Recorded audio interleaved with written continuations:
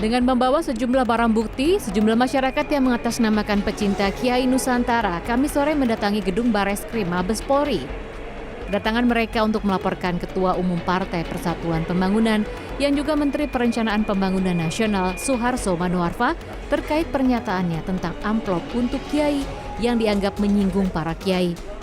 Usai membuat laporan, Ketua Umum Pecinta Kiai Nusantara mengatakan pernyataan yang dilontarkan Suharso Manoarfa dilakukan pada saat pembekalan anti korupsi kader Partai Persatuan Pembangunan di Gedung Komisi Pemberantasan Korupsi KPK.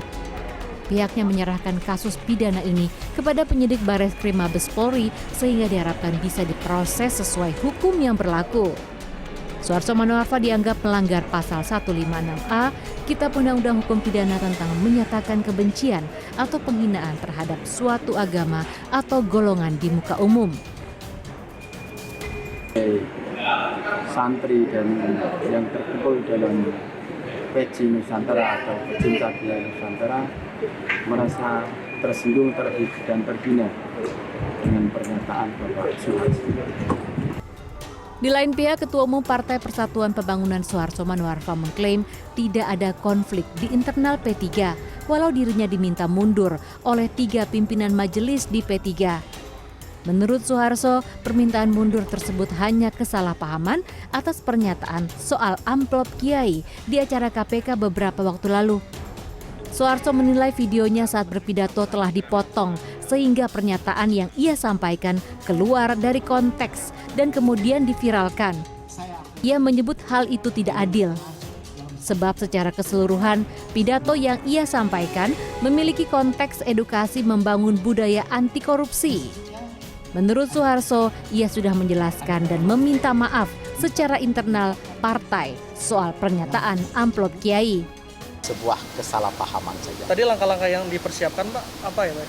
Tadi Bapak bilang sedang mempersiapkan.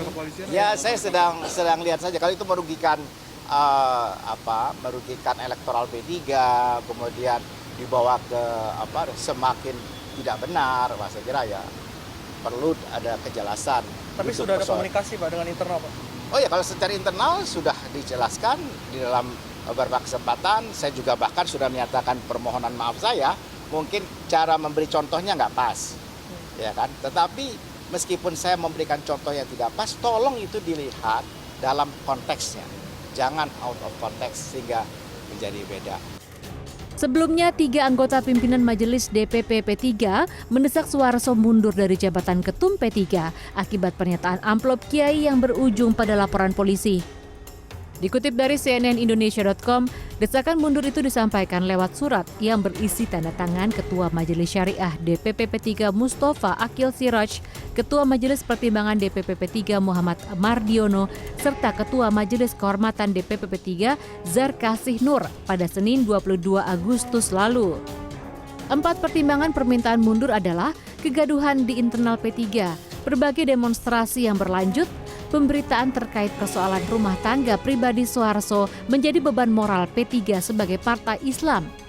Dan terakhir, karena situasi elektabilitas P3 tak kunjung mengalami kenaikan sejak dipimpin Suharso. Tim Liputan CNN Indonesia.